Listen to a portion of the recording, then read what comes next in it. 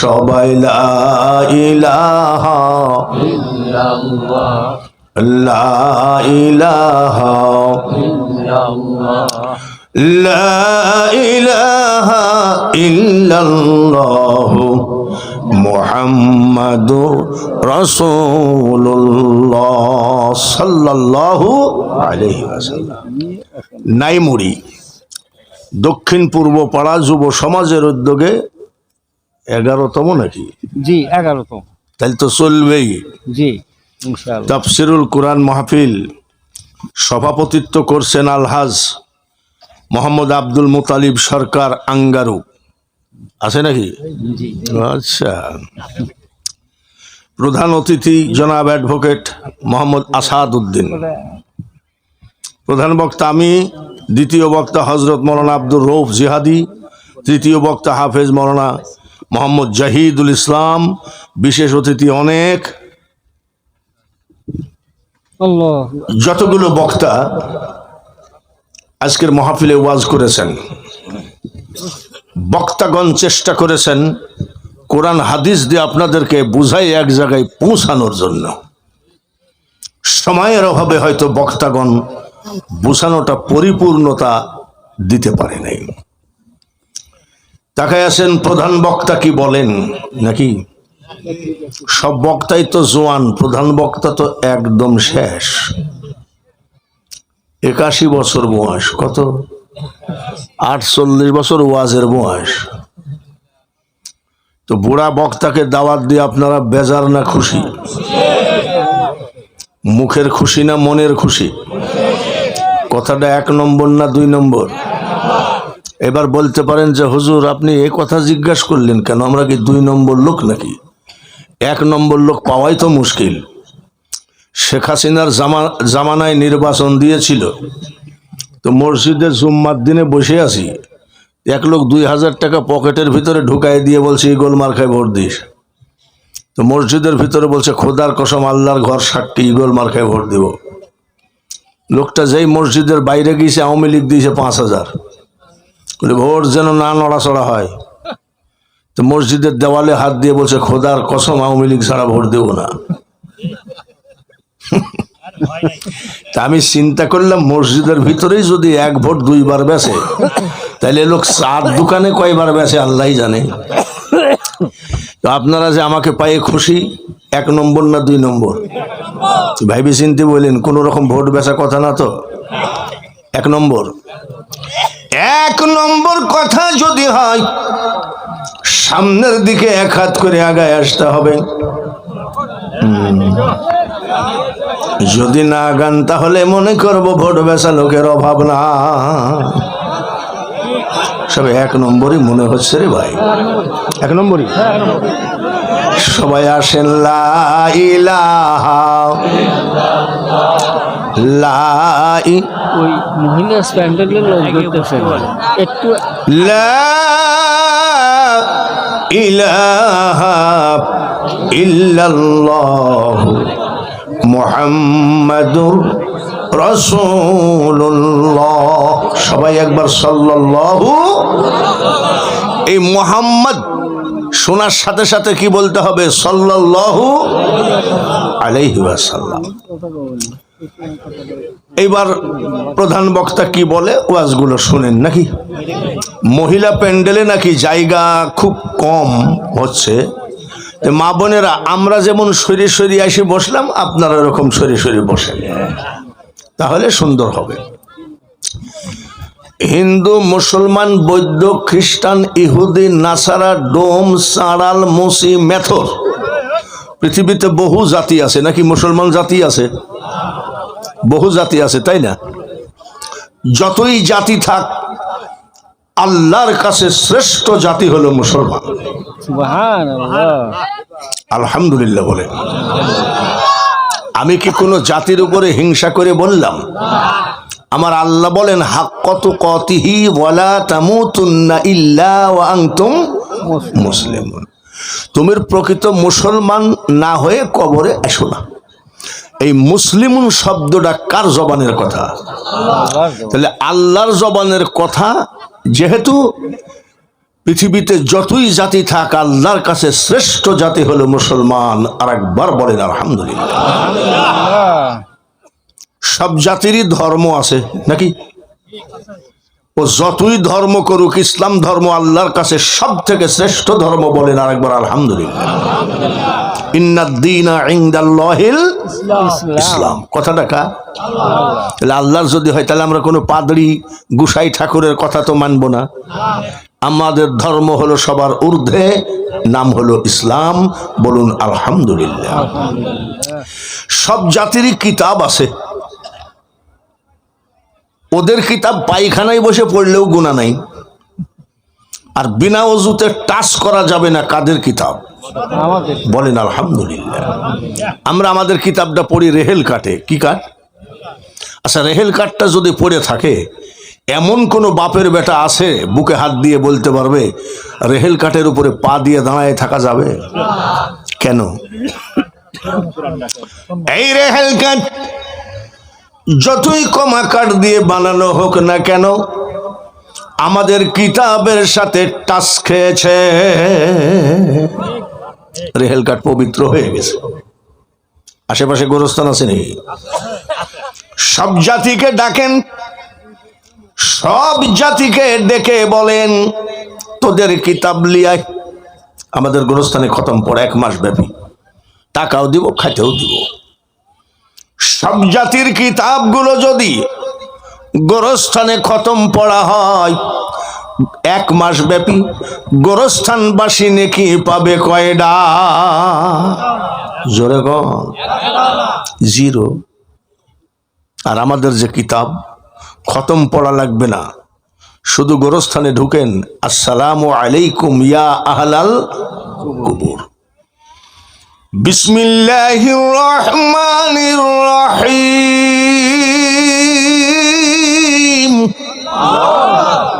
নেকি শুরু হয়ে গেছে।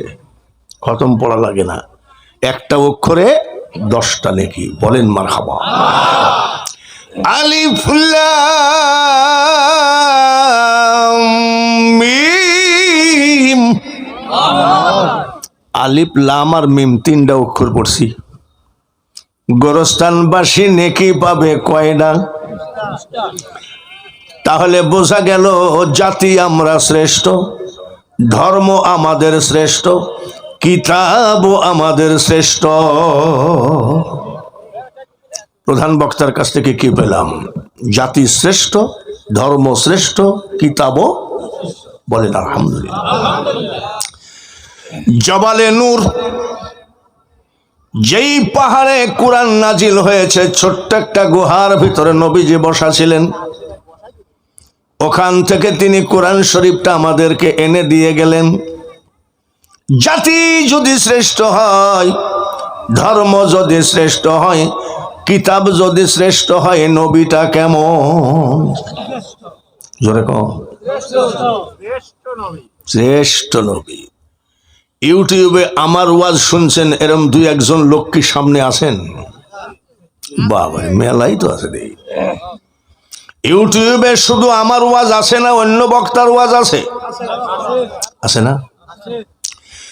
রাজশাহীর এক বক্তা বলে কলেমার ভিতরে মোহাম্মদের নাম রাখা বেদাত। এটাকে আমরা বিশ্বাস করি? আমরা কি বিশ্বাস করি? আজানে শুনি আপনার নাম, আছে নাকি?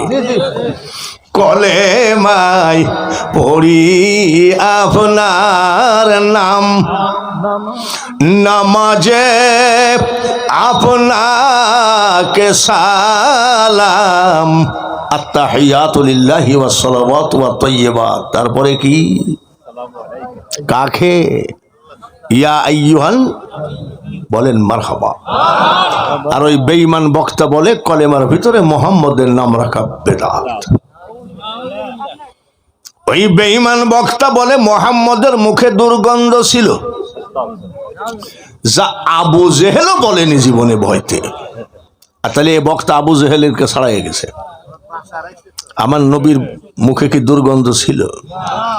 मिश्को से बेहतर पसीना बोलेन मारहाबा पसीना माने गार घाम আমার নবীর গার ঘাম মিশক আম্বর থেকে বেহেতের আর ওই বেঈমান বলে মুহাম্মদের মুখে দুর্গন্ধ ছিল এরা হলো ইসরায়েলের ট্যাবলেট বেচা হকা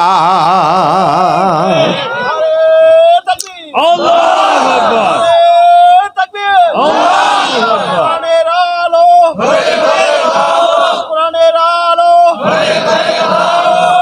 তাকবীর ভাইরা আমার নবীজির মার নাম কি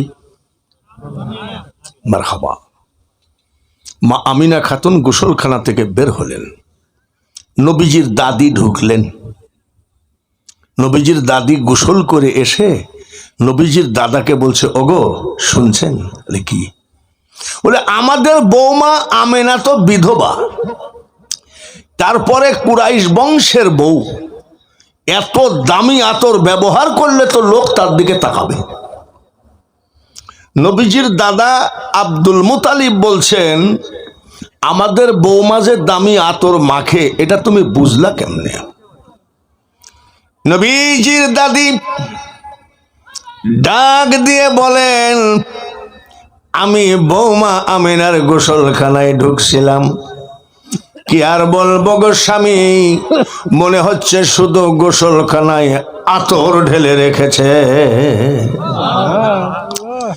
আমি মেয়ে মানুষ বলতে গেলে কেমন হয় আপনি বুঝাইয়ে বললেন দাদা আব্দুল মুতালিব বলছে আচ্ছা ঠিক আছে আমি দেখছি নবীজির মা আমিনা খাতুনকে ডাকলেন বৌমা শোনো একে তো তুমি বিধবা তারপরে তুমি কুরাইশ বংশের বউ এমন কোন আতর ব্যবহার করবা না যেন মানুষ না তাকায় মানুষ মা আমিনা খাতুন বলেন আব্বা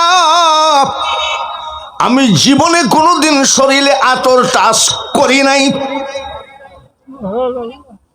তুমি মিথ্যা কথা বলছো মা আমিনা বলেন আমি মিথ্যা জানি না তুমি এত দূর দাঁড়ায় আসো আমি এখান থেকে আতরের ঘ্রাণ পাচ্ছি মা আমিনা বলেন তাহলে শোনেন আব্বা কি যেদিন থেকে আমার পেটে বাচ্চা প্রবেশ করেছে ওই দিন থেকে শুধু আমার গোসলখানায় নয় আমার ড্রয়িং রুম রান্নাঘর আমার বেডরুম আমার লেপ তুসুক এমন কি গো আব্বা আমি আমিনার লোমের গোড়াই গোড়াই জান্নাতি আতরের ঘ্রাণ আমি পাই আমার নবী সব নবীরও শ্রেষ্ঠ জোরে বলেন ঠিক কিনা আরো বলছে মোহাম্মদের মুখে দুর্গন্ধ ছিল আমরা মোহাম্মদ বলার সাথে সাথে সাল্লাল্লাহু আলাইহি ওয়াসাল্লাম আরো এমন ভাবে মোহাম্মদ বলে মনে হয় আমার ছোট ভাইটাই হবে আর কি ভাইরা আমার মা আমিনা বলেন যখন আমার সন্তান দুনিয়ায় আসবে তখন আমি ঘুমায়ে গেছিলাম সুবহানাল্লাহ বলেন হলো না আরেকবার কোন সুবহানাল্লাহ বলে হুজুর এই জায়গায় দুইবার সুবহানাল্লাহ বলতে বললেন কেন মেয়েদের যখন ডেলিভারির ব্যথা উঠে ডাক্তারকে জিজ্ঞাসা করবেন পৃথিবীতে এত যন্ত্রণা আর কোথাও নাই আর মা আমিনা বলছে আমি ঘুমায়ে গেছি সুবহানাল্লাহ হঠাৎ করে তাকায় দেখি আমার সিতানার ডান পাশে একজন সুন্দরী মহিলা দাঁড়ানো সিতানার বাম পাশে একজন সুন্দর মহিলা দাঁড়ানো ডান পাশের মেয়েটাকে জিজ্ঞাসা করলাম আপনি কে গো মেয়েটা ডাক দিয়ে কয় ভয় পাবেন না আমিনা আমি জান্নাত থেকে এসেছি আমি তামাম পৃথিবীর আদি মাতা আমার নাম হাওয়া কেন এসেছেন মা হাওয়া আলাইহিস সালাম বলে আমিনা কিছুক্ষণের ভিতরেই আল্লাহ তোমার কোলে একটা বাচ্চা দেবে এই বাচ্চা হবে আখিরি পয়গম্বর বাম পাশের মেয়েটাকে জিজ্ঞাসা করলাম আপনি কে গো মেয়েটা মুস্কি হাসি দিয়ে কয় আমি না গো আমি পৃথিবীর এক অসহায়া নারী মা আমিনা জিজ্ঞাসা করে নিজেকে অসহায়া বলছেন কেন মেয়েটা ডাক দিয়ে কয়, আমি না গো, আল্লাহ তাআলা আমাকে সন্তান দিয়েছেন, স্বামী দেন না। মেয়েটার নাম কি হবে? মা মরিয়ম। আপনি কেন আসছেন? বলে আমি না, আমি জান্নাত থেকে 2টা খবর দিতে আসছি। কয়টা?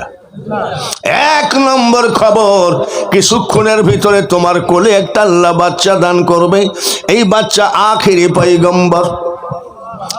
2 নম্বর খবর গো আমি না, ইমান থেকে, মন থেকে, অন্তর থেকে তোমার বাচ্চাকে যে ভালোবাসবে তার জন্য জাহান্নামের আগুন হারাম হয়ে যায়।